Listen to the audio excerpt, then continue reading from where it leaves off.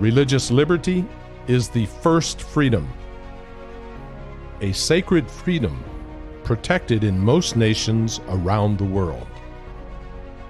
A freedom that people have laid down their lives to protect. It is a fundamental human right. It is a right guaranteed by our Creator and protected by the United States Constitution and the Universal Declaration of Human Rights.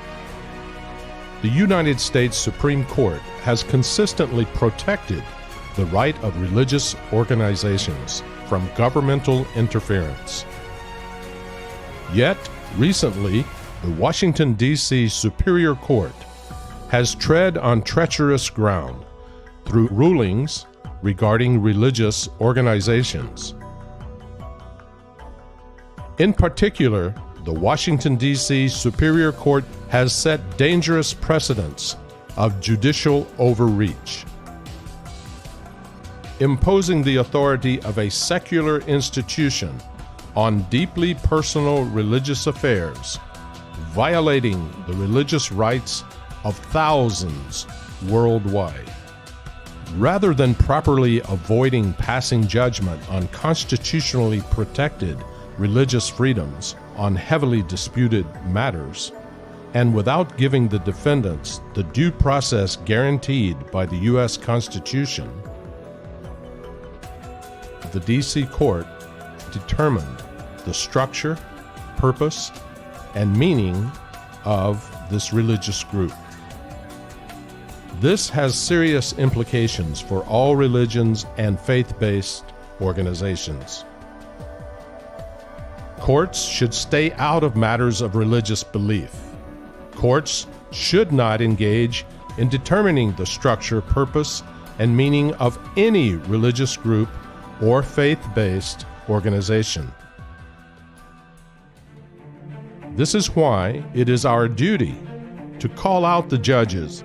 If we do not stop this serious attack today, how will future generations freely follow the dictates of their conscience and belief? Find out more on our website. Speak out against judicial overreach. Join the fight and defend your right to believe.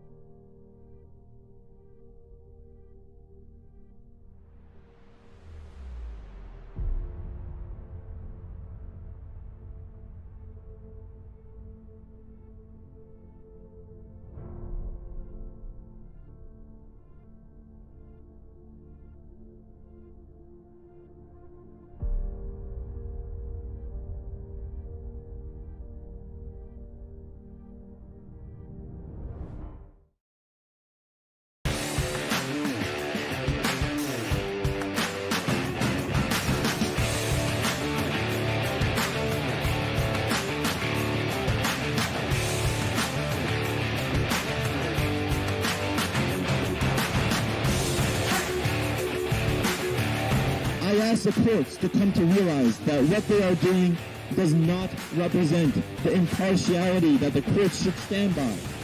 That what they are doing does not hold up to our nation's Constitution.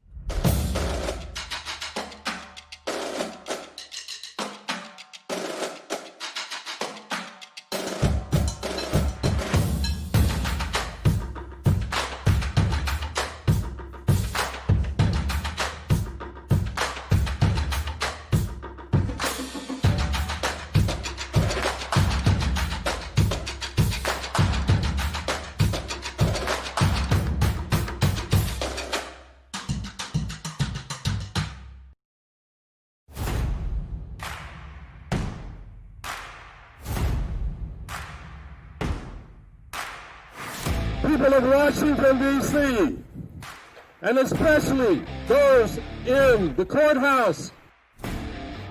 We have come here today, literally from all over the country and even other parts of the world, to register our strong protest of court decisions being made in this court.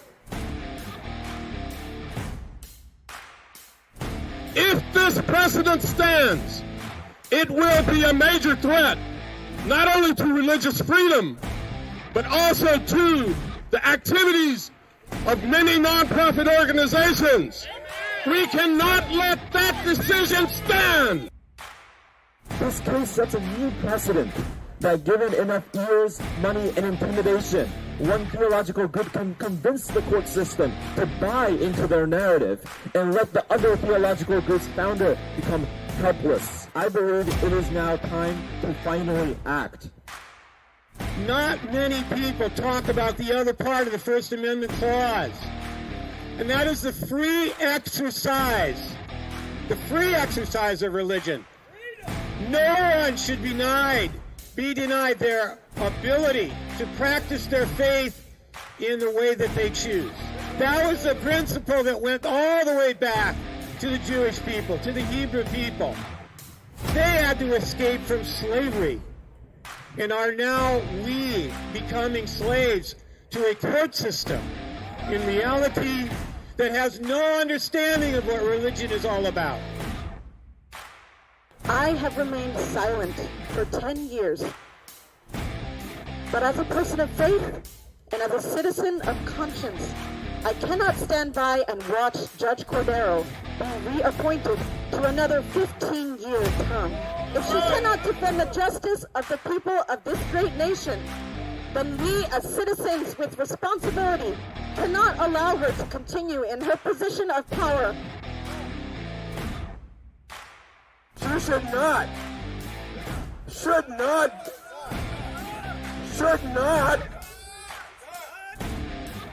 be approved for renewal.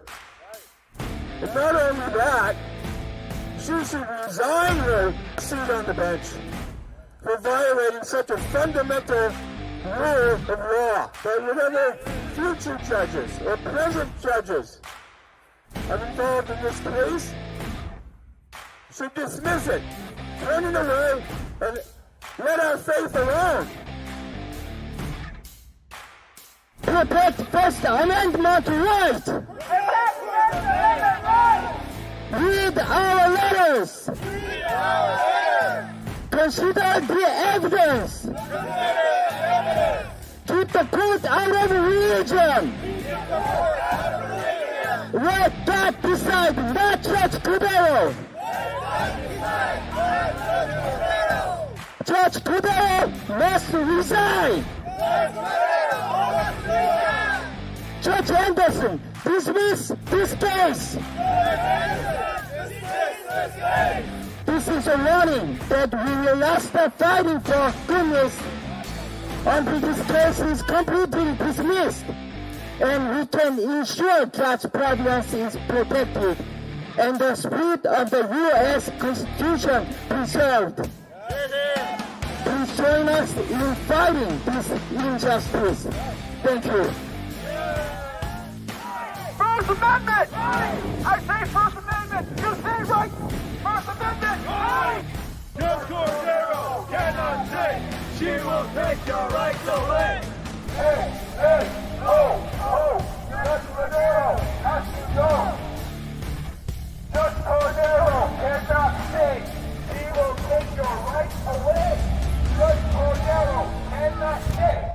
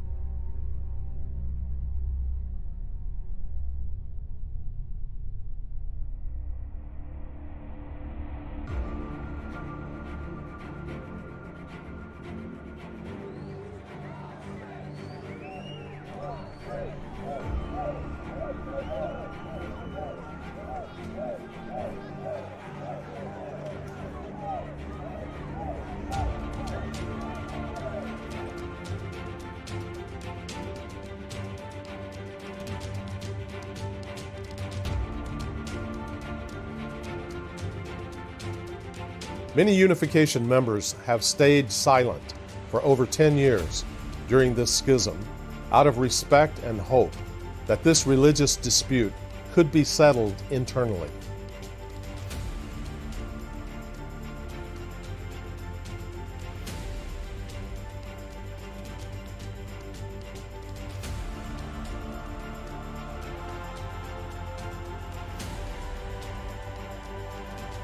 The First Amendment of the U.S. Constitution guarantees our right to freely exercise our faith without interference from the government. Unfortunately, in 2018, Judge Laura Cordero decided to involve the D.C. Superior Court in this religious matter, resulting in the court choosing winners and losers in a religious schism. Judge Cordero issued her ruling without ever even meeting with the defendants, which included Dr. Hyunjin Preston Moon, who is being wrongfully persecuted by the Family Federation worldwide. The court system is being misused to impress one religion's ways upon another. By the court involving themselves in the structure, purpose, and meaning of the group, we are witnessing a gross overreach of the judiciary. The D.C. court does not seem to understand that the court system itself is being misused by the Family Federation to resolve a religious dispute. Over the last 2 years, we have written letters to the D.C. courts. We have sent over 5,000 emails to the commission overseeing the judges.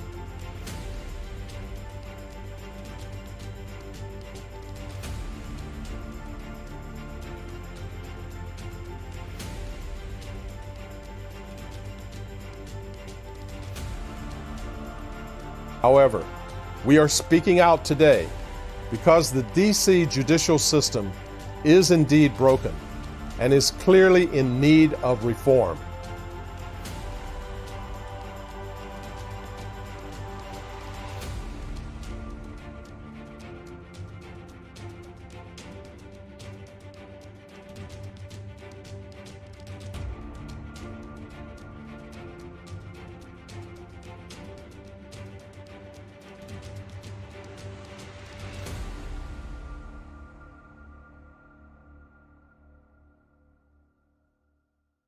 (2010년 11월 5일) 교권 지도부는 전국 가정연합 목회자들을 한국 본부에 불러서 양심과 신앙에 반하는 행동을 강요했습니다.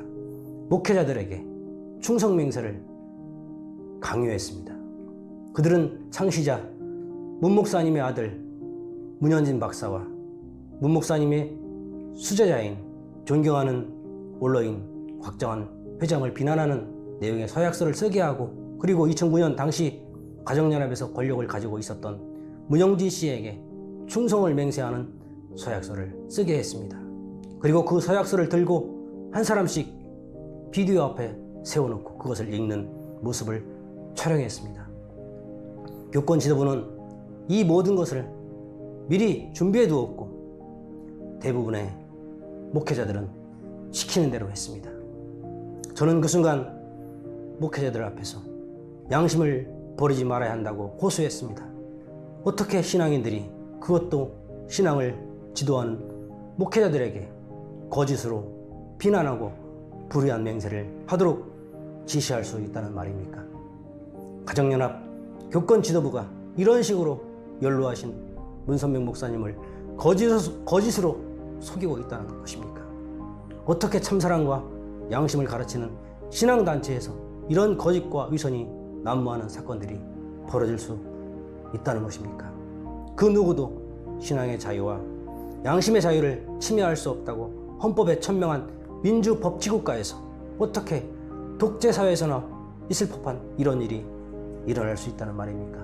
목회자들의 이 치욕적 비디오 촬영을 멈추라고 가정연합 교권 지도부에 강력히 항의하였고 충성맹세를 거부했습니다. 그 후 저는 곧바로 목회자에서 파면되었고 가정연합 서울 본부교회 앞에서 매주 일요일 양심과 신앙에 흡수하는 피켓을 들고 21개월 동안 1인 시위를 했습니다. 1인 시위는 평화 시위입니다. 저는 조용히 올바른 신앙으로 돌아가자는 내용의 피켓을 들고 서 있었을 뿐입니다. 그런데도 교권 지도부와 그들을 따르는 신도들은 저에게 수도 없이 폭행과 협박으로 대응했습니다. 처음으로 폭행을 당했을 때 기억이 아직도 생생합니다. 당시 가정연합의 최고위직 목사였던 문영진 씨를 경호하던 사람이 저에게 다가와서 제 피켓을 빼앗으려고 하였고, 제가 완강히 거부하자 제 목을 조르면서 위협을 가했습니다. 이후로도 여러 사건이 벌어졌습니다. 어느 날 그 본북교회 간부는 황당하게도 저에게 다가와서 당신은 공산주의자라고 말한 적도 있었습니다. 또 그 본북교회 간부들이 몰려나와서 다른 사람들이 저를 보지 못하도록 둘러싸고 폭행을 가한 적도 있었습니다. 저는 1인 시위를 하기 때문에 혼자였고 누구의 도움도 받을 수 없었습니다. 그들은 신앙의 이름으로 그들이 원하는 방식으로 그들의 지시를 따르지 않는 이유로 저를 박해하고 폭행까지 가했습니다. 우리 통일운동이 이렇게 내분에 시달리고 신앙인들은 방황을 할 수밖에 없는 상황에서 가정연합 교권 지도부는 전 세계에서 수십 개의 소송전까지 일으켜왔고 2018년 11월 초에 그중 하나의 소송 사건에 대해서 약식 판결이 있었다는 것을 들었습니다. 미국 워싱턴 D.C 법원은 이러한 우리의 신앙적 갈등과 고뇌를 이해하지 못하고 그들 마음대로 우리의 신앙 방향을 정해버리는 말도 안 되는 약식 판결을 내린 겁니다. The Washington D.C. court must be told that the way they are handling this case is a serious violation of religious freedom and an act of religious discrimination towards us all. The Family Federation has a track record of using the court systems around the world to try to intimidate, threaten, and force submission of our group.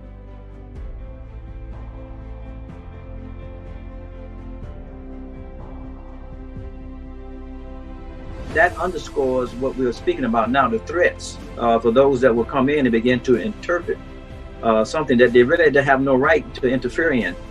Our courts here are very careful to follow the Constitution and really not meddle into issues of our religion, and always adheres to the separation of church and state.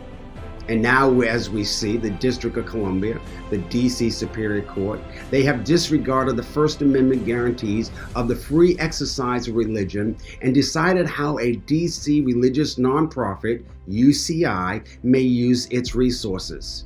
And then rather than properly abstaining from making a constitutionally protected religious determination, this overburdened D.C. court summarily determined the structure, purpose, and meaning of this religious group. They are the separatists. They are the ones who left Reverend Moon and have gone against all of his teachings.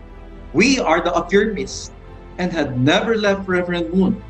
The truth will always make us free, and I believe that we are in the side of the truth.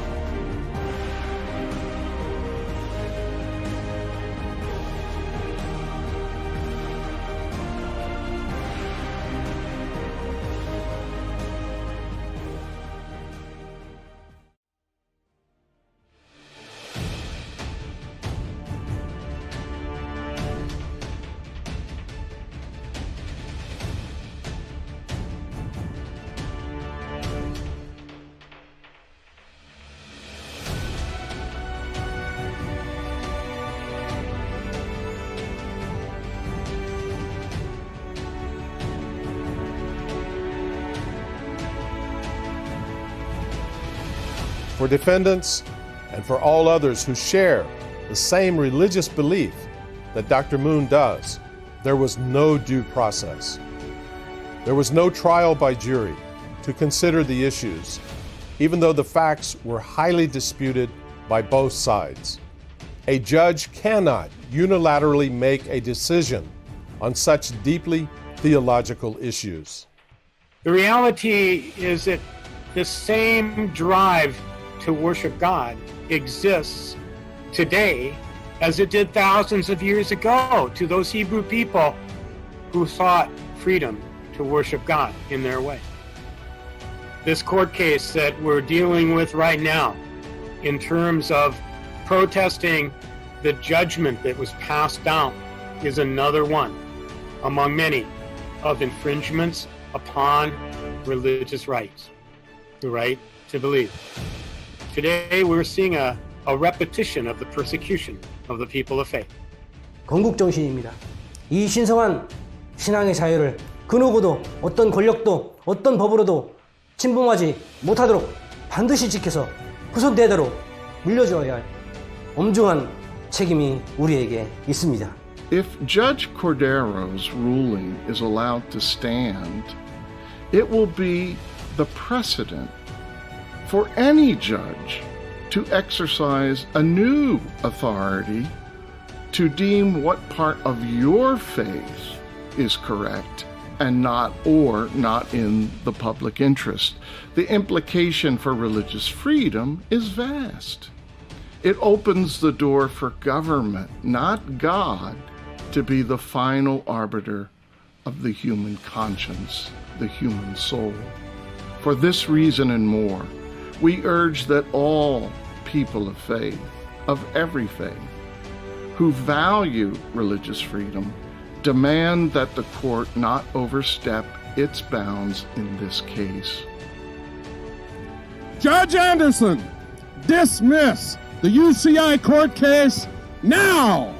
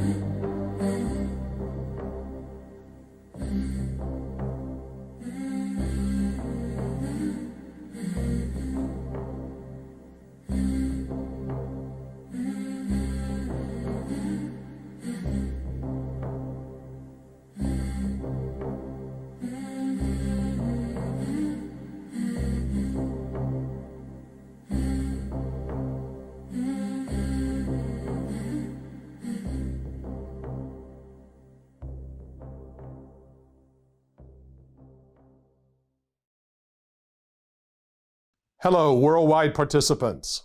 Welcome to the second virtual rally to protect basic rights of religious freedom. My name is Howard Self, and I will be the MC for our rally today. I now serve as the president of Right to Believe, which is a not-for-profit organization based in the United States. Its mission is to uphold the fundamental rights of religious freedom for all. We represent tens of thousands of individuals and organizations who are fighting to protect the right to believe in one's religion without undue governmental interference.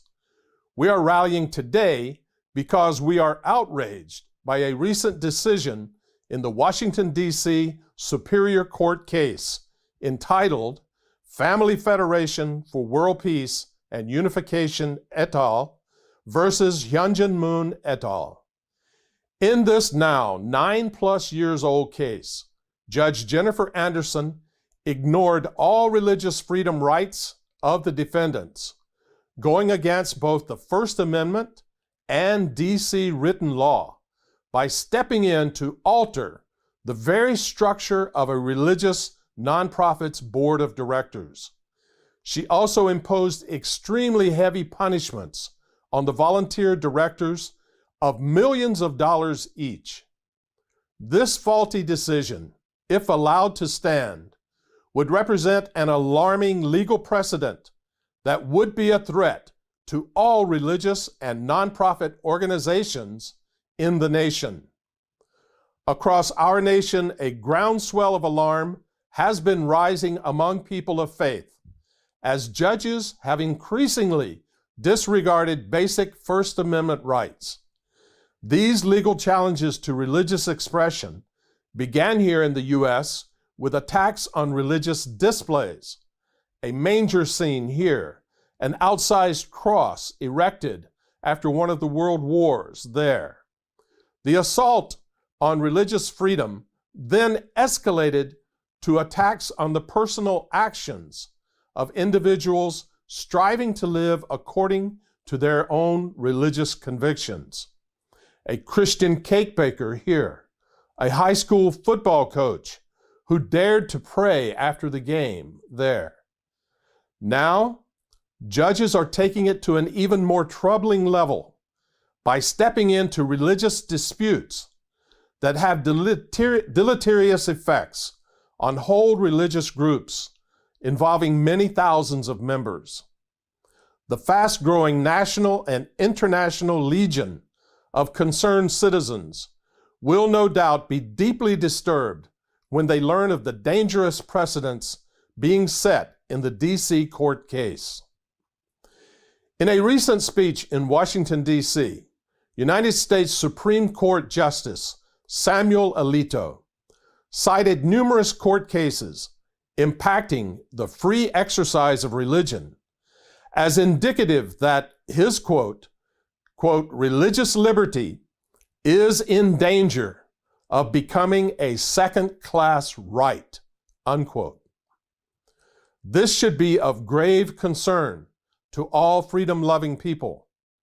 As we have entered into the holiday season, we are reminded often about the importance of religious liberty.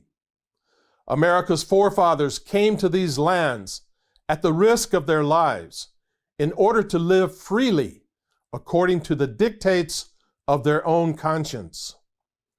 The most fundamental right at the core of this nation is religious freedom. It is a most basic human right, and if taken away, we cannot be considered a free people. We are all gathering through this virtual rally from around the world to stand for our first and most fundamental right, the right to believe. Since the organization Right to Believe began, numerous discussions took place with leaders from all around the world, representing the different faiths and sectors of society, who emphasized the importance of securing our most basic rights, especially our religious rights. I want to turn your attention now to a good friend I have come to know, who spoke in one of our speaker series earlier this year. Imam Talib Shareef is president and imam of the historic Nations Mosque, Masjid Muhammad, a prominent mosque in Washington, D.C. He is chairman of the Interfaith Conference of Metropolitan Washington and was the very first imam with military service in America to offer a prayer at an opening session of the United States Congress. Please listen to some highlights of his message.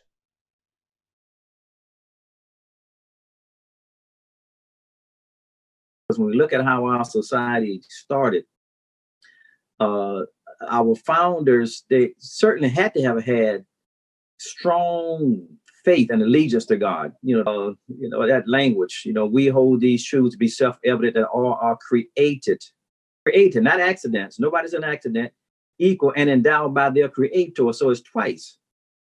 And I want to just also say for Muslims, that's just hearing that twice really makes Muslims very comfortable. That language really, it shows that is a natural aspiration of every human soul.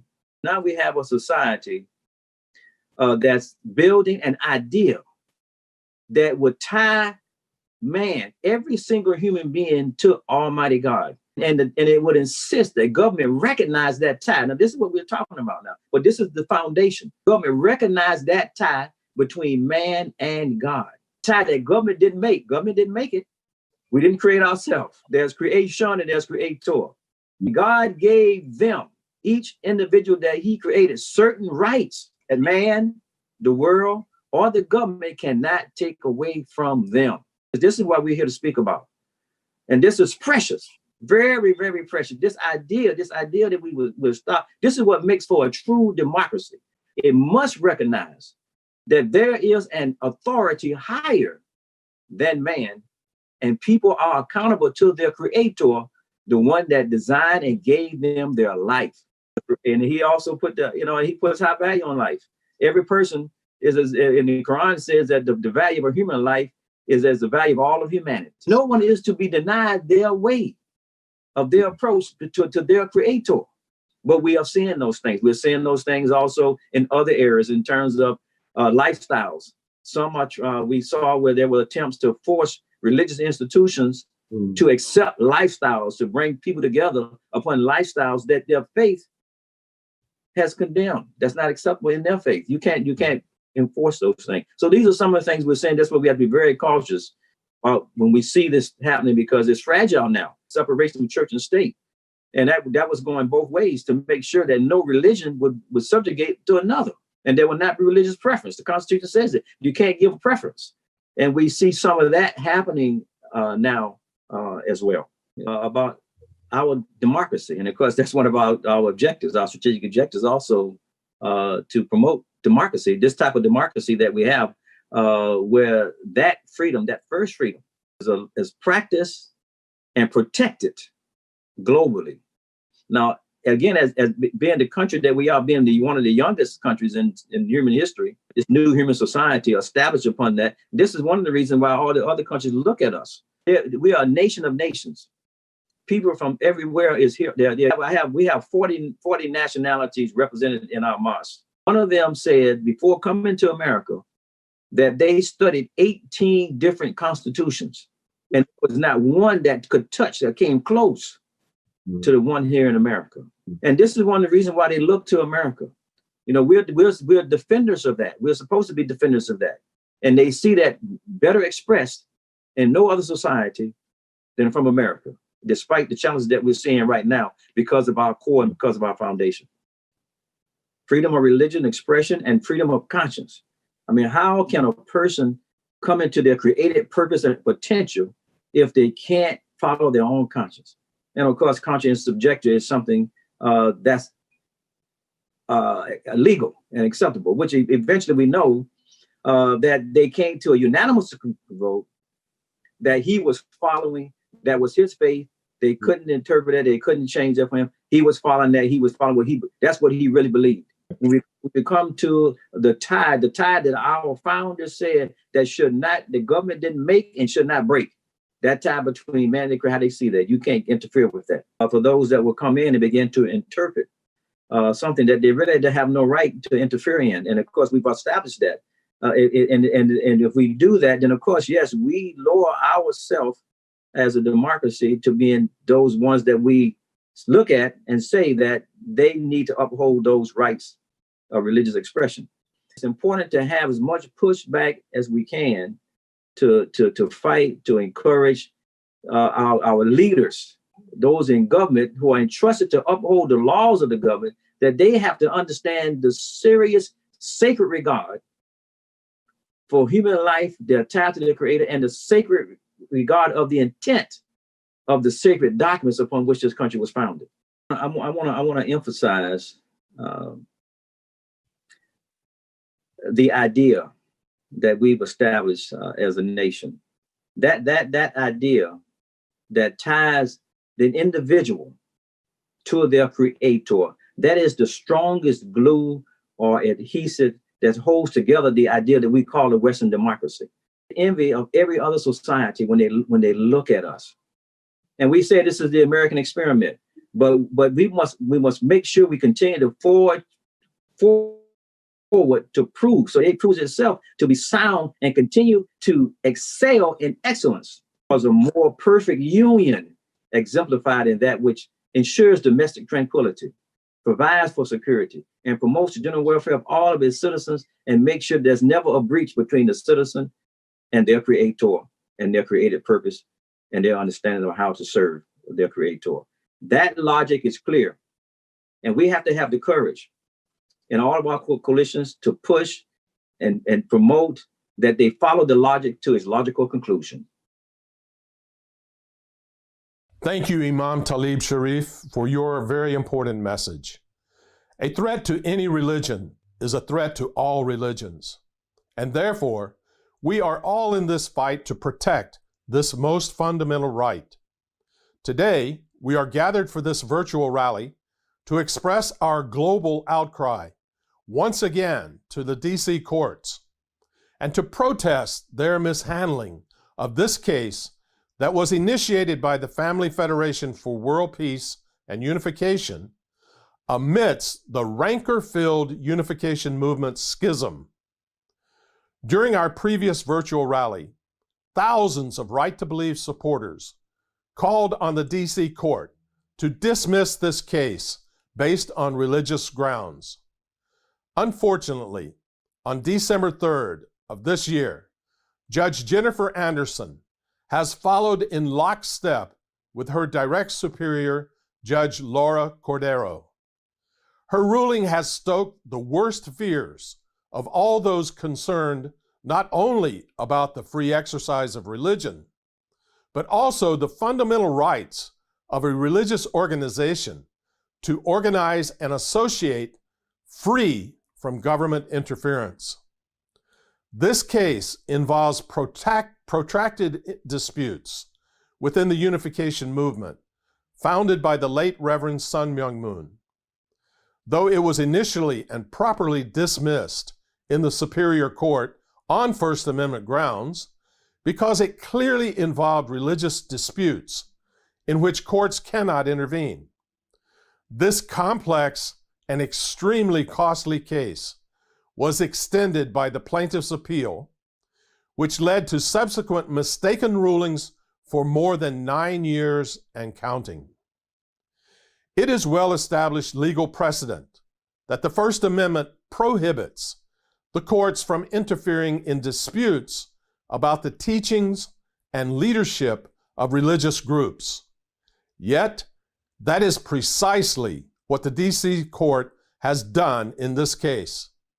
As evident in both summary judgment and remedies rulings, the D.C. Superior Court disregarded voluminous, clear evidence of an emerging religious movement wrestling with issues of succession and doctrine.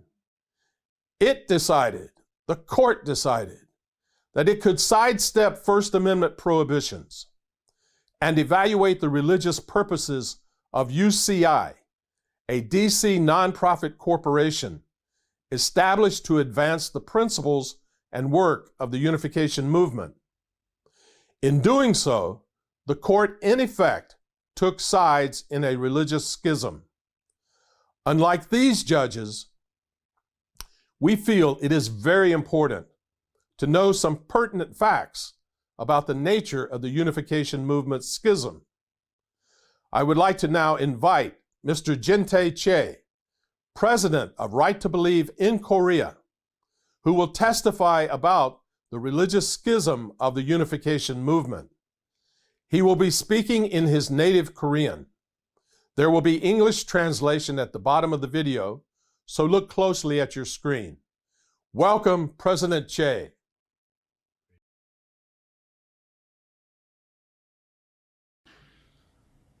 사랑하는 식구, 통일운동의 동료 여러분, 안녕하십니까?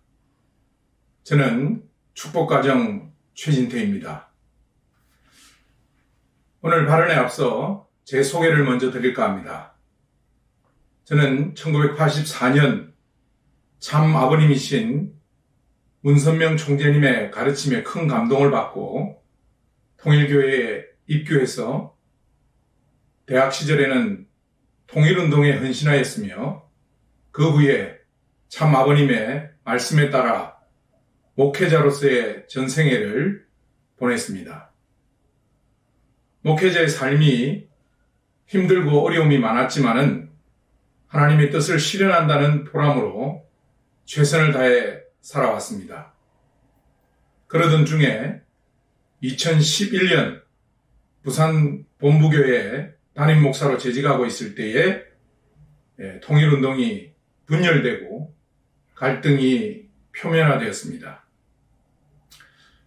이때 그 협회와 재단은 예배라고 하는 신성한 시간에 공개적으로 문현진 회장을 비판하는 특별 집회를 하고 전국 공직자들을 소위 충성맹세 비디오로 불리는 문현진 회장 공개 비판 영상을 찍게 하는 등의 신앙적 양심으로는 도저히 받아들일 수 없는 행위에 대해서 저는 용납할 수가 없었습니다. 그래서 그 부분에 대한 반론을 제기하고 또 그 지시에 불응하였으며 신앙적 양심으로는 도저히 받아들일 수 없는 행위에 대해 저는 반론을 제기하고 이러한 지시에 불응하였으며 예배 설교 등을 통해서 우리 통일가에서 그러한 행위를 했으면 안 되며 참 사랑과 평화의 정신으로 돌아가야 한다는 말씀을 식구들께 했습니다. 그러한 이유를 들어서 2011년 12월 30일자로 저를 부산 본부교회의 담임 목사직을 박탈했습니다. 부당 면직이 되었던 것이죠. 저뿐만 아니라 저와 함께 했던 부목사님과 전도사, 학생부장까지도 이 일로 부당한 파면을 당했으며 뜻을 함께 했던 다수의 식구들도 교회를 떠나야 했습니다. 2012년 9월에 참 아버님께서 성화하신 후에 통일운동은 원래 참 아버님의 뜻과 그 가치와는 전혀 상관없는 방향으로 나아가기 시작했습니다. 한학자 총재는 독생녀라고 하는 교리를 세우고 끊임없이 자기만의 이상한 종교를 만들어 나갔습니다. 절대 유일의 의미를 담고 있는 하나님이라는 호칭을 하늘 부모님이라는 이원론적인 언어로 바꾸고 교단의 명칭을 하늘 부모님 성회로 바꾸는가 하면은 참 아버님이 남기신 거의 모든 것을 바꿔 나갔으며 독생녀 교리를 곤고히 하고 식구들의 피땀이 서린 헌금을 비상식적으로 이해할 수 없는 곳에 함부로 사용하였습니다. 소송 비용으로 천문학적인 비용을 사용하는가 하면은 급기야 수백억을 들여서 독생녀를 찬양하는 자신의 우상을 세우는 일까지 벌어졌습니다. 이러한 일련의 행위는 개인 우상 숭배를 죄악시하는 일반적인 종교 가치에도 위배되면 물론이고 순진하고 양심적인 식구들을 완전히 무시하는 행위입니다. 그렇다면 문선명 총재님 사후에 과연 누가 그분의 가치와 가르침을 계승하고 실천하고 있습니까? 단언하건대 그분이 바로 문현진 회장이십니다. 이분은 언제나 문 총재님의 가르침과 레거시, 통일운동의 사명에 대해 충실했고 모든 식구들과 뜻을 함께하는 모든 분에게도 항상 이 부분을 강조하셨으며 또 몸소 실천적인 삶을 살아오셨습니다. 전 세계적인 영성운동과 글로벌 평화운동을 비롯해서 한국의 남북 통일운동에 대한 활동을 지금도 끊임없이 진행해 나오고 있으며 상상할 수 없는 큰 성과를 거두어 나가고 있습니다. 자, 그렇다면 교권을 이용한 독생녀 교리와 개인 우상화로 가는 하늘 부모님 성애와 문현진 회장의 활동 중에 어느 쪽이 참 아버님이신 문선명 총재님의 뜻을 계승한다고 할 수가 있겠습니까? 그런데도 2020년 12월 3일 워싱턴 DC 법원의 앤더슨 판사에 의해 내려진 판결은 어떤 관점에서도 도저히 이해할 수 없으며 판결문을 보면 기본적인 사실 확인조차 제대로 이루어지지 않은 졸속 판결임을 알 수가 있었습니다. 특히 종교의 자유와 신앙의 자유를 보장하고 있는 미국 수정헌법 1조를 침해한 중대한 문제를 드러냈습니다. 미국은 종교단체의 가르침이나 리더십에 관한 분쟁이 발생할 경우에 이 수정헌법 1조에 의거해서 법원이 이를 간섭하는 것을 엄격히 금지해 왔는데 이 선례를 위반한 것으로 DC 재판부는 종교적인 신념과 상속에 대한 종교 문제에 반헌법적으로 개입한 사례를 남겼습니다. 앞으로 이 판결에 대한 항소가 이루어진다고 한다면 결국 미국의 재판부가 수정헌법 1조에 부여된 권리를 인정하고 이 사건을 기각할 것임을 저는 확신하고 있습니다. 끝으로 우리 공동체는 다시 참 아버님의 정신과 하나님의 뜻으로 돌아가야 합니다. 상식적으로 세상 어느 누가 이러한 소송과 분쟁을 정상적이라고 말하겠습니까? 이러한 모습을 어떻게 우리 자손들에게 역사적으로 남겨줄 수 있단 말입니까? 이제 우리 모두 참사랑의 근본된 가치를 자각하여 세상 법정에서 불필요한 공방을 멈추고 통일운동 내에서 자정의 노력이 더해지기를 간절히 바라며 진리와 정의와 선이 이 땅에 실현되도록 의로운 분들의 적극적인 동참을 기대하며 제 말씀을 마치겠습니다. 감사합니다.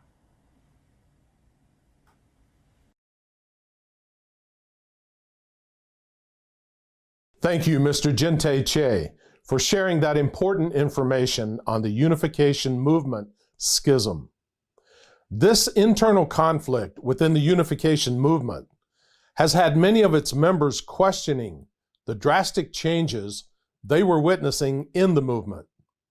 Also, many were calling out immoral actions that they were seeing committed by leaders at the top of the organization.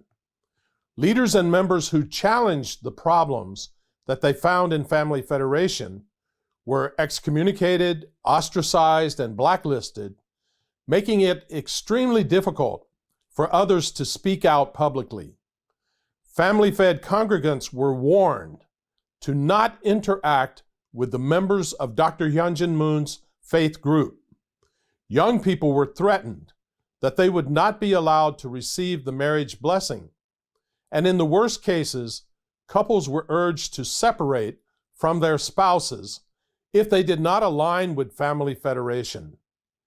Anyone who did not kowtow to the new regime of family federation were labeled as, quote, money grabbers and power hungry, unquote. Unfortunately, the pulpit had become a commonly used place for character assassination in the family federation under the leadership of Hyungjin Shan Moon and then under Ms. Hak Jahan, who now calls herself, quote, the only begotten daughter of God, unquote. Mr. Choi was one of the many leaders who was fired for standing up for the truth when he started to speak out about how much the movement diverted from the original teachings and purpose of its founding. I myself, as a longtime member of the unification movement, published an open letter this past September entitled, The Truth About the Unification Movement Schism. This letter is available on the Right to Believe website. The responses I received from this open letter clearly show the reality of the schism. Some understandably lamented about the situation within the movement. Others, surprisingly, did not want to acknowledge that there even is a schism. And even worse than that, some said that this schism is a good thing. The Family Federation recently claimed Judge Anderson's remedies judgment as a, quote, great victory, unquote, soon after her ruling was made public. But rest assured, this case is far from being over. This case is sure to be continued through the appeals process. What should have been dismissed on religious grounds continues to be viciously played out within the hands of this court. This court case is anything but a victory for both sides. The only benefactors are the lawyers on both sides of this 9+ years old conflict that has already cost hundreds of millions of dollars in blood money donations of members worldwide. Members who have indirectly allowed themselves to perpetuate this conflict for over 9 years. A quote often attributed to Lenin, quote, a lie told often enough becomes the truth, unquote, aptly describes the constant litany of lies told against Dr. Hyunjin Preston Moon throughout this schism. From observing their recent decisions, it is clear that Judge Cordero and Judge Anderson simply adopted the false narrative of the plaintiffs whole cloth without considering the evidence or any counter-narrative from the defendants.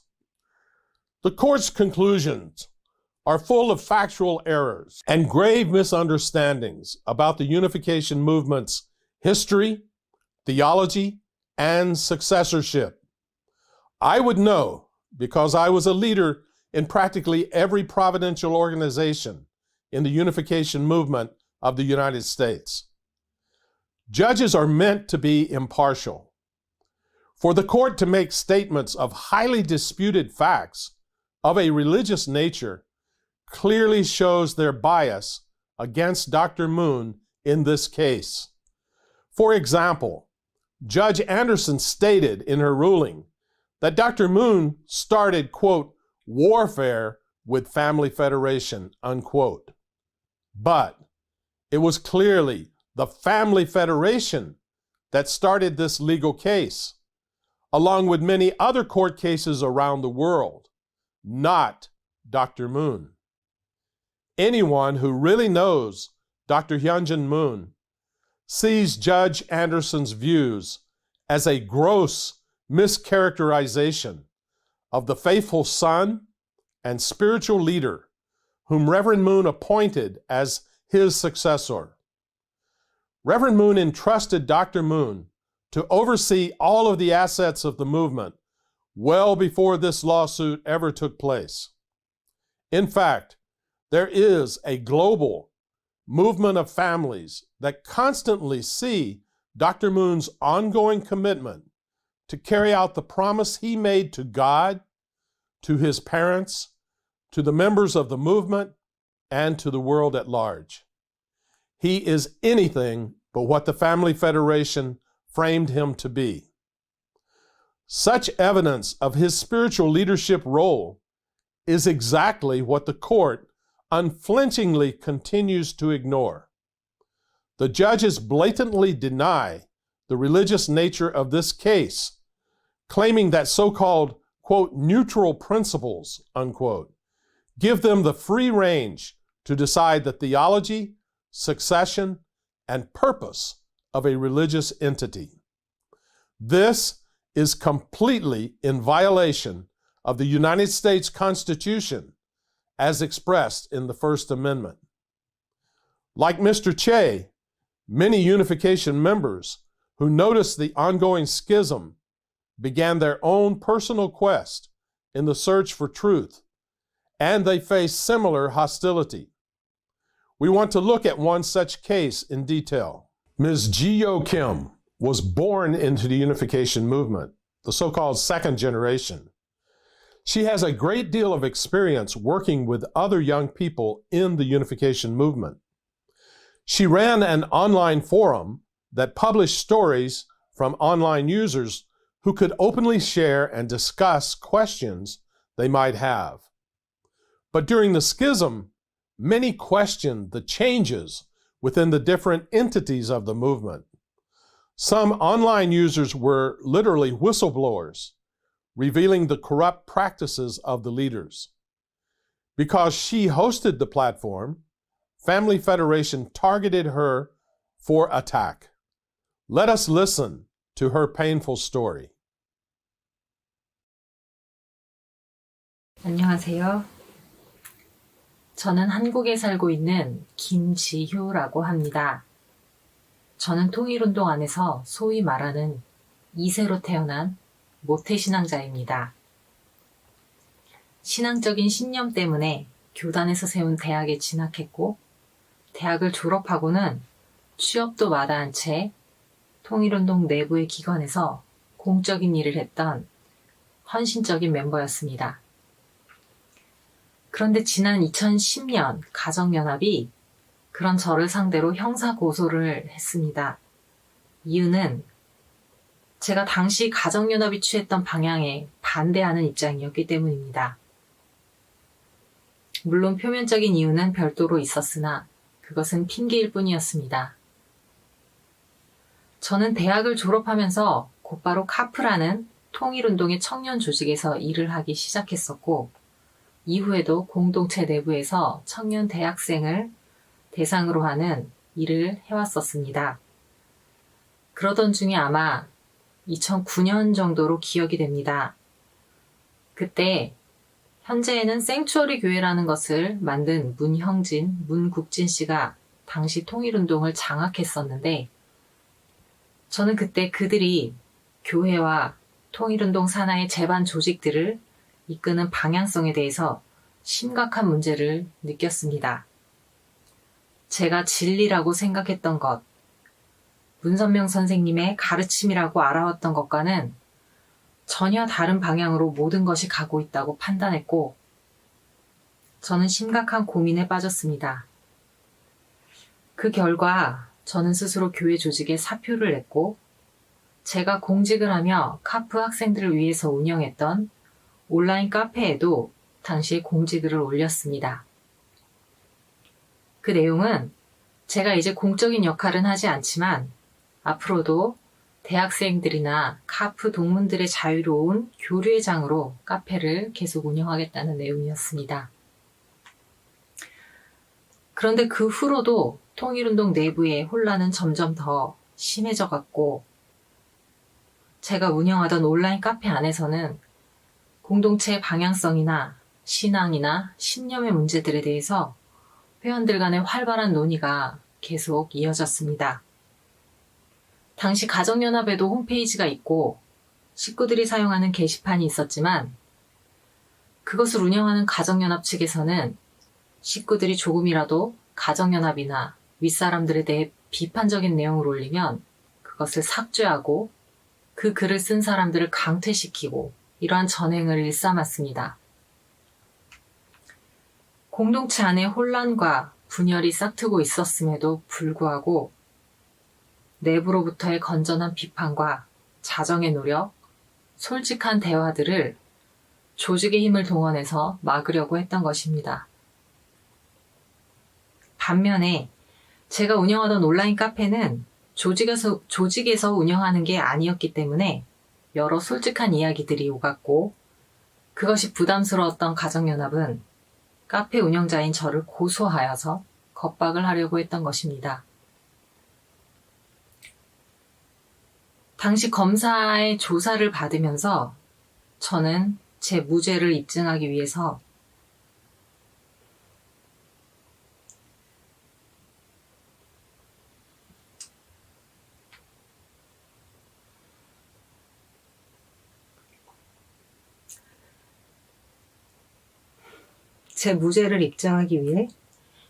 제가 태어나고 자란 공동체가 얼마나 망가지고 있고 제가 평생을 자랑스럽게 여겨온 그 공동체가 어떤 모순에 빠지고 있고 무슨 일이 일어나고 있는지를 검사에게 설명해야 했습니다.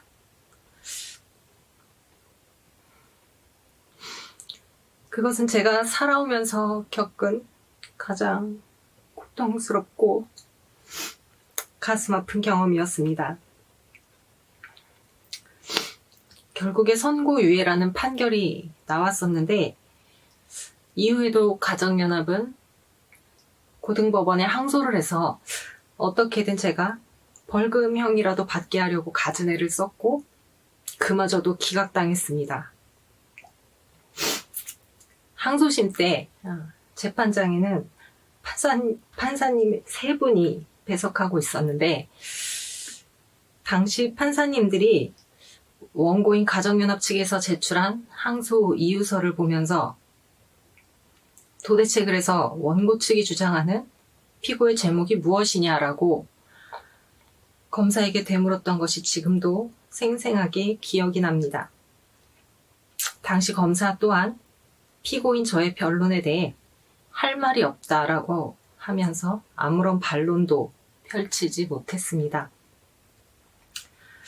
판사님들은 시종일관 도대체 이런 사건이 왜 항소심까지 왔는지 이해가 안 간다는 표정이었고 재판장에 선 저는 우리 공동체의 민낯이 너무나 부끄럽고 하나님 앞에 죄송할 뿐이었습니다. 가정연합은 그런 고소를 진행하면서 거짓 증언이나 거짓 선동에도 거리낌이 없었습니다. 수많은 식구들이 모이는 예배 시간을 이용해서 성전에서 제가 개인정보를 유출했다는 거짓말을 아무렇지도 않게 했습니다. 심지어 그런 개인정보를 몰래 유출해서 사적으로 돈을 벌었다는 음에도 서슴지 않았습니다. 지금까지도 유치하기 짝이 없는 인격 살인을 계속하고 있는 것으로 알고 있습니다. 그 후로도 가정연합은 그 카페도 없애려고 갖은 방법을 쓰고 있기도 합니다.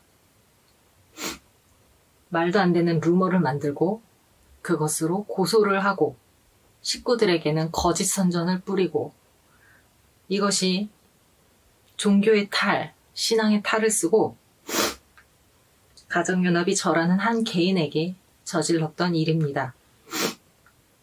사실 이외에도 수많은 일이 있었고 공동체 내 문제에 대해서 목소리를 내는 사람들, 평생을 통일운동에 헌신한 일반 식구들, 어린 이세할 것 없이 가정연합은 제명을 시키고 폭력을 쓰고 거짓 선동을 하는 것을 지금까지 이어오고 있습니다. 지금 미국에서 가정연합이 벌이고 있는 소송도 마찬가지입니다. 분명히 UCI는 문선명 선생님께서 생전에 가르치셨던 내용에 따라 올바르게 운영되고 있음에도 온갖 거짓말로 식구들을 선동하고 소송을 일으키고 기각당한 소송을 다시 제기해서 수년을 끌어오고 있는 그 당사자들이 피고인 문현진 박사를 손가락질하면서 훔쳐간 자산을 내놓으라는 기막힌 요구를 하고 있습니다.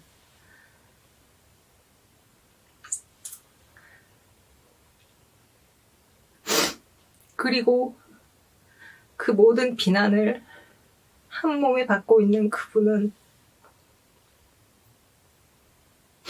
지금 이 순간에도 우리 모두에게 하나님을 위해서 살고 우리를 비난하는 형제 자매들을 포기하면 안 된다고 말하고 계십니다. 그것이 제가 이 영상을 찍고 있는 이유입니다.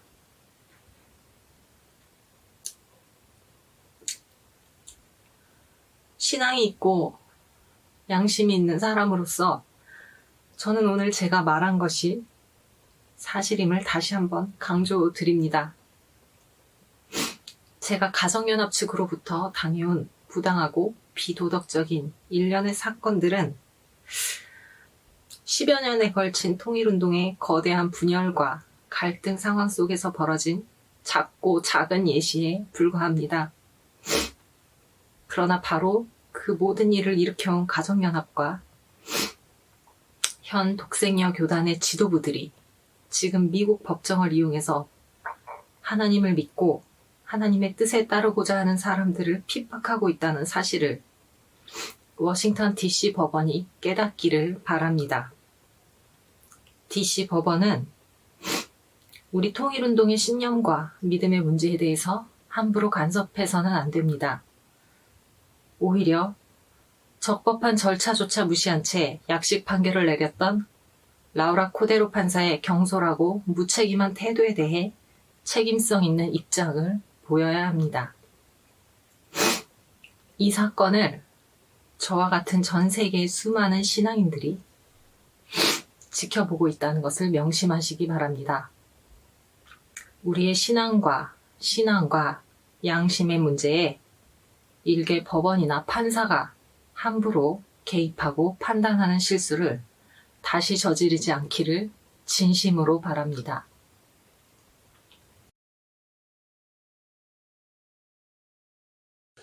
Thank you for your revealing testimony. This is just one of many who have faced persecution as they stood up for their religious convictions. Here at Right to Believe, we have gathered testimonies from those who recognized that the theology under Ms. Haq Jahan is far removed from her husband's tradition. Many of these have been labeled as heretics and persecuted for standing up for their beliefs. Due to time factors, we cannot hear their entire stories. However, we wanted to allow them to share the essence of their experience in the schism. Here are a few of their stories in a video montage.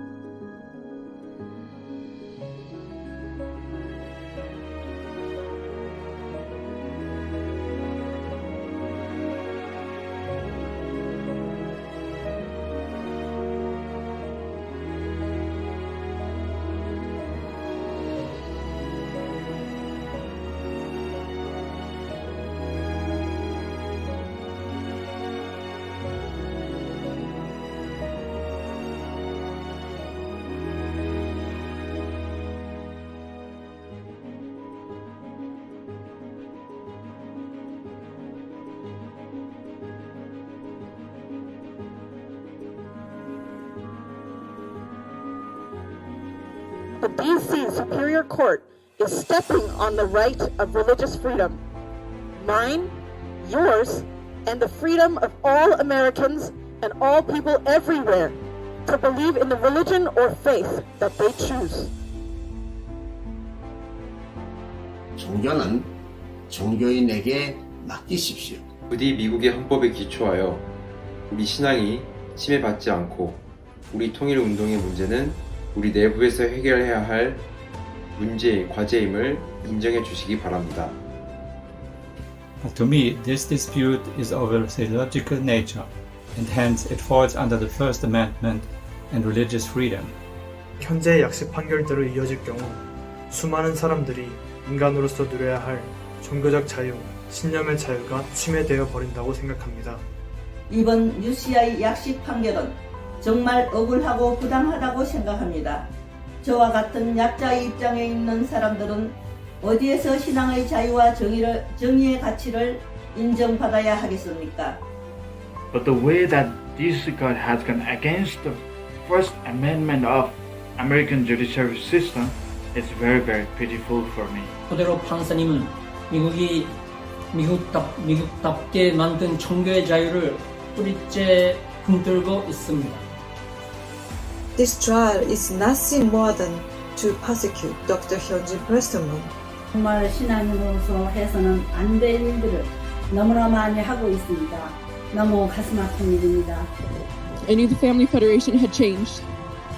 I put aside any personal inclination to conform, knowing that my family was being ostracized because of a very difficult decision, to follow our conscience and support the one standing firm for God, despite tremendous persecution.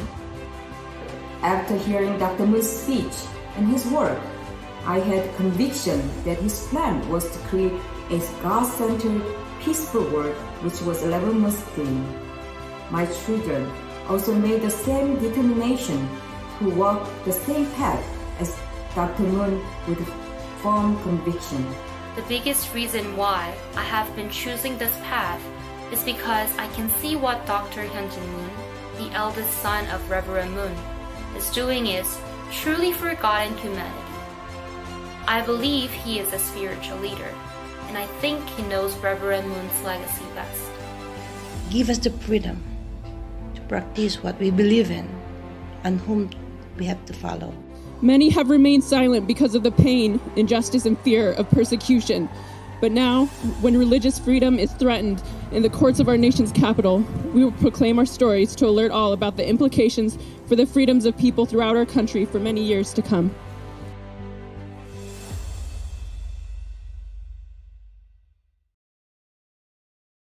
As I shared in our first virtual rally, this court is in effect being misused by one religion to intimidate and diminish another. The D.C. Superior Court's rulings in this case have trampled upon First Amendment protections, making determinations about religious teachings and leadership, and thereby taking sides in a schism. Such a dangerous precedent makes all religious groups more vulnerable to government intrusion. It should also concern people of all faiths that the courts are often all too ready to use such cases as their opportunities to wrongly expand their powers and authority. Judicial overreach opens a Pandora's box of government encroachment into religious expression and free exercise. It can, and often does, lead to protracted legal battles, distracting religious organizations and nonprofits from their primary missions, while forcing them to bear heavy costs to defend themselves. I would like now to introduce a very astute talk given by Mr. Kevin McCarthy, who is a renowned author and who now serves as the Virginia Commonwealth representative of the Citizen Sentinels Network. Mr. McCarthy gave this analysis during the first online rally for religious freedom, where he eloquently explains the dangers of an overreaching court, Let us now hear Mr. McCarthy's message.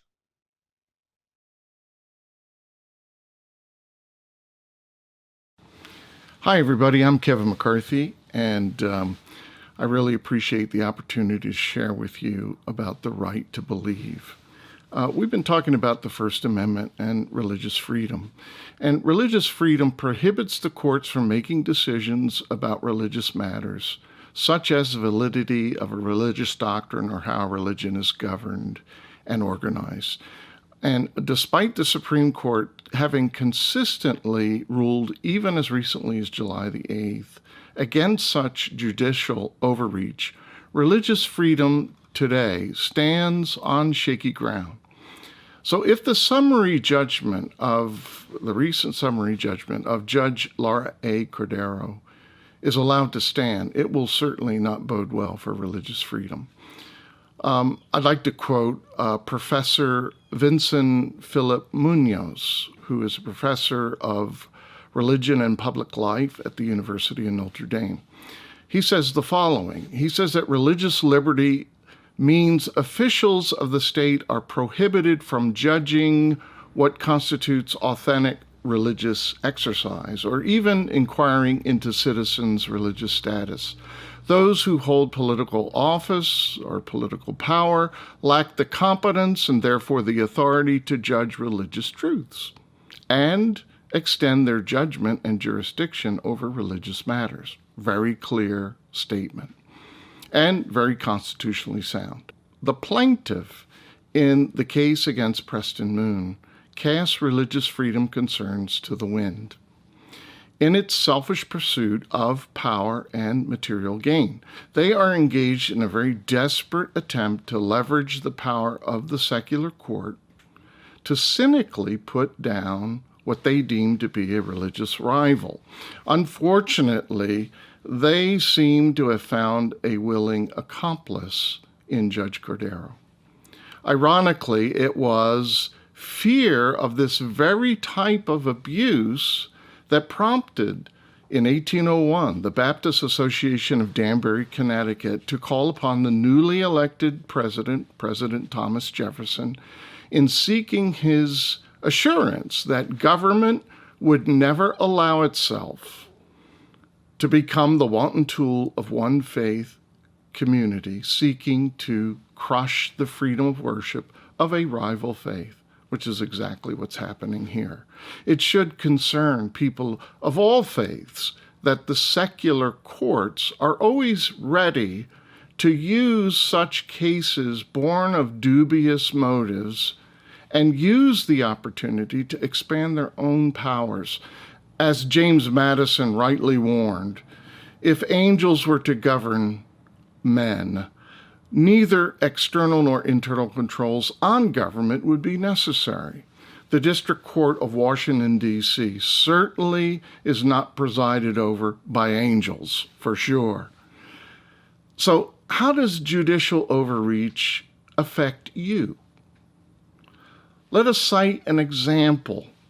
Most religious people regard marriage as a sacred institution and a blessing from God for a man and a woman.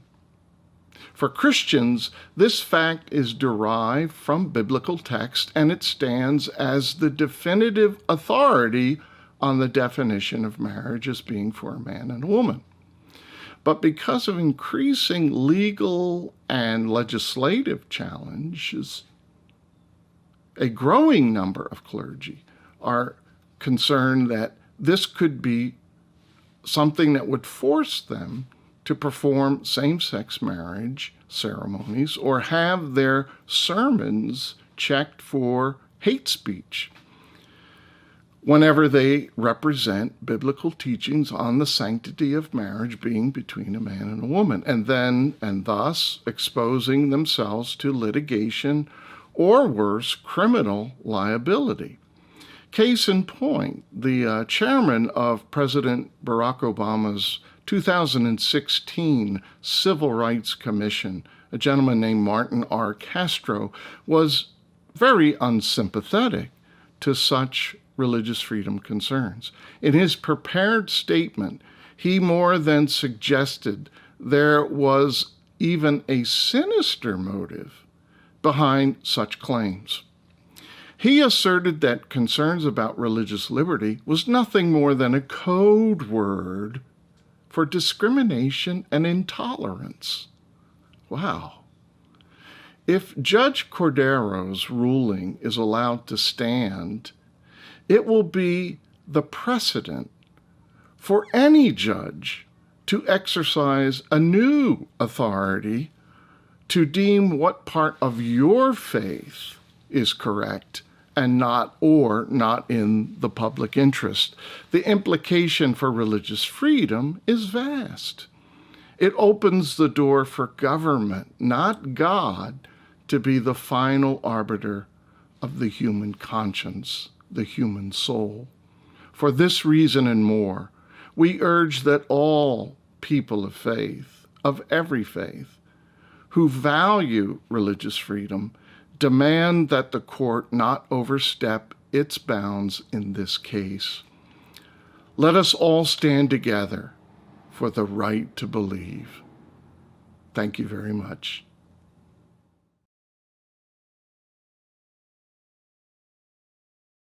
Thank you, Mr. McCarthy. The rulings in this case, if upheld, will set dangerous precedents in the District of Columbia and beyond. What did Reverend Moon teach during his lifetime? Who did Reverend Moon appoint to be his successor? It seems very apparent that Judge Cordero and Judge Anderson think they know what the unification movement is all about. How can they claim such conclusions when they have no affiliation with or knowledge of this religious entity? In Judge Cordero and Judge Anderson's rulings, they seem to recognize Hyungjin Shan Moon, the youngest son, who started the UCI lawsuit, as the successor. But because this case has been going on for so long, they neglected to see in the evidence that Shan Moon has not been in any leadership position whatsoever in the Family Federation for over 6 long years. Yet, Judge Anderson takes it upon herself to decide who should be leading UCI, a religious nonprofit, in direct conflict with the First Amendment. In fact, Shan Moon, after being removed 6 years ago from leadership in Family Federation, recently sued Family Federation in the courts in New York, claiming to be the rightful successor to Reverend Moon. Yet, his case was dropped by the court based on the defendant, Family Federation's, claim of religious abstention. How can the Family Federation use the opposite argument in the New York case from the one they are making in the D.C. court case? This in itself proves the insincerity and falseness of the Family Federation's case against Dr. Hyungjin Moon. The D.C. court is indeed setting the most dangerous precedent of taking sides in a religious schism, and in this case, choosing the side that has been misusing the court to gain illegal dominion over a religious nonprofit. The judges themselves are defining what the unification movement is in terms of theology, polity, and structure, and therefore involving themselves in a religious dispute that is protected by the First Amendment. I urge all people of faith and conscience to protest these dangerous precedents that the D.C. court is making. Joining us today is Bishop Paul Murray, the president of the Commission on Religious Liberty and Human Dignity of One Way Ministries International. The issues we are discussing today have direct impact on the faith leaders and nonprofits in the capital area. Welcome, Bishop Murray. Hello, thank you so much for giving me this opportunity to share with you my thoughts regarding religious freedom in the United States today. You know, 2020 has been a very difficult year for so many. With an almost year-long pandemic, it has really taken a toll on so many of us. I mean, considering over 310,000 deaths to date and climbing by the thousands daily, and with the many restrictions placed in both our public and private, and peace will lift each of you. And as we look with hope that the recently released vaccines will squash this pandemic, we must also ensure that we not negate our civic duty to protect what is guaranteed to each of us, the freedoms guaranteed under our Constitution. Throughout this pandemic, we have seen rulings, mandates, and restrictions placed on each of us, and in some cases neglecting our constitutional rights. And we must see the challenges before us as government and judicial overreach is blatantly stripping away our basic freedoms. You know, even our United States Supreme Court Justice Samuel Alito in a recent speech announced grave warnings about the threats to our religious liberties. You know, during this pandemic, he shared how such restrictions have resulted in previously unimaginable restrictions on Americans. Justice Alito further stated that the restrictions placed on people of faith blatantly discriminated against houses of worship, and as a result, he believes religious liberty is now in danger of becoming a second-class right. Our most fundamental rights is freedom of religion, belief, and conscience as guaranteed by our Constitution's First Amendment. U.S. Supreme Court rulings have consistently affirmed that religious organizations have the right to address disputes relating to faith, doctrine, or governance free from governmental interference. Religious freedom generally enjoys strong protection in our law and culture, but those protections are now in doubt. This can be seen in the following examples that I want to share of both government and judicial outreach. You know, we have seen how New York State attempted to apply different standards on attendance at houses of worship than at other types of businesses.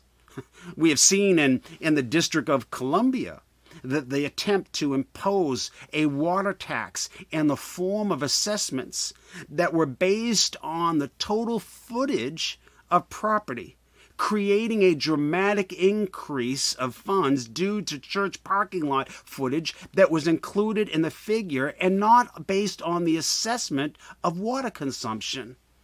And then there was the creation of bicycle lanes in D.C. that removed the very limited parking spaces in front of church buildings, and that were known as essential parking spaces for churches and their congregants. You know, the courts and government cannot lock away the Constitution when making rulings, judgments, or mandates. And this is exactly what has taken place in a recent ruling in a case that was before the District of Columbia's Superior Court. You see, in this ruling, the court has blatantly disregarded the First Amendment guarantees of the free exercise of religion and decided how a D.C. religious nonprofit, UCI, may affirm its own board of directors, its evolving theological stance, and the use of its own resources. The case in question involves disputes over leadership succession and theological interpretations within the religious movement founded by Reverend Sun Myung Moon. Rather than properly abstaining from making a constitutionally protected religious determination, a ruling was made where the court has stepped in and redefined the theological understanding of this religious entity and invalidated the incorporated rights in its board leadership. So as current news headlines are inundated with COVID-19 and post-election issues, these types of rulings are quietly setting dangerous precedents that are undermining the foundational protections of religious freedom for all. This case strikes at the very heart of the First Amendment's guarantee of religious liberty. The judicial overreach into a minority religion may not seem problematic to the casual observer. However, this ruling, if left unchallenged, will be used as a precedent against every major and minor religion across our nation in the future when a religious organization has disputes on religious interpretation or when its rights to operate with the confines of their own corporate bylaws are inhibited or restricted. This ruling must be appealed. And I'm asking religious liberty advocates to take note of this unconstitutional ruling and to join the growing base of faith leaders across this nation as we challenge this overreach by the courts. In closing, allow me to paraphrase Justice Alito in saying religious liberty is now in danger of becoming a second-class right. So I'm lending my voice to ensure my rights, your rights, regardless of belief or faith, cannot be trampled over. Will you add your voice and support to mine? Thank you. May God bless this great nation and each of you.